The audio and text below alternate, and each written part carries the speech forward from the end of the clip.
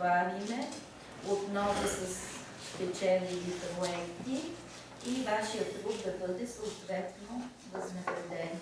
Имам удоволствието да представим за тази година за първи път ще участват в Олимпиадата и учениците от отец Паиси, град Златица, и нека да им пожелаем ни съответно първия път да се увенчае с успех. Пожелавам ви и на вас успех. И нека като едно състезание най-достойните, най-трудолюбивите да бъдат и съответно възнаградени и класирани за национален кръг. Пожелавам успех на всички. Сашо Полинов, това е моят съученичка Ивана Петрова. Днес сме изготвили проект с име Антистрещу. Първото, което виждаме е логото на нашето училище, средно училище Сава Ценов Сава, на което като картина ни отвежда към сайта на нашето училище. Нашата гимназия е учебно заведение с повече от 100 годишна история. Отдолу виждаме използвани материали. Ние сме използвали, там има описание на сайтовете, които сме използвали за направата на интерактивен клип, изтеглените изображения и гифчета. Ние избрахме името Антистрещу, за да разгледаме темата стресът в училище. Има ли стрес в училище? Да, но не винаги училището е виновно за него. В средно училище Саво, град Пирдоп. Това е моят сайт, славата на Пирдоп. Разделила съм го, менюто съм разделила на 6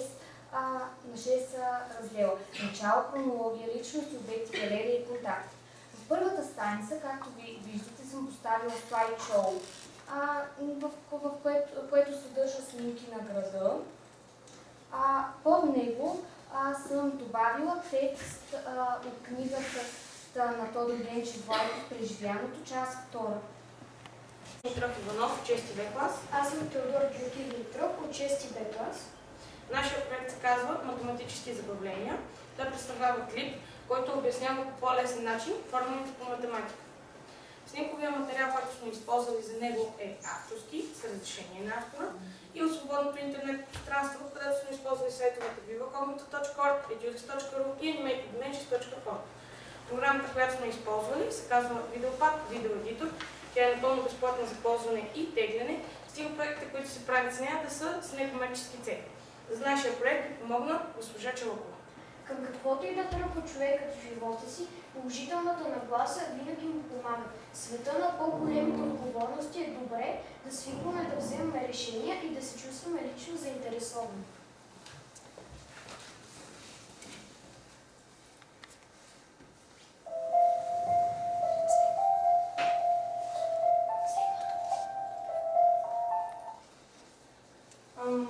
Тази музика, която чувате, е изсвирена от Ивана Петрова.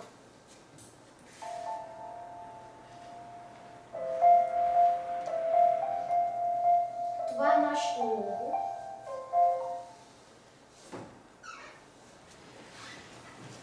Лицето S на трапец с основи А и Б и височината H е равна полусбора от дължините на основите, умножен по дължината на височината. S е равна 1/2 по А плюс Б по H. За да се уверим в това, ще използваме формулата за намиране на лицето на триъгълника. За целта ще разделим трапеца на части.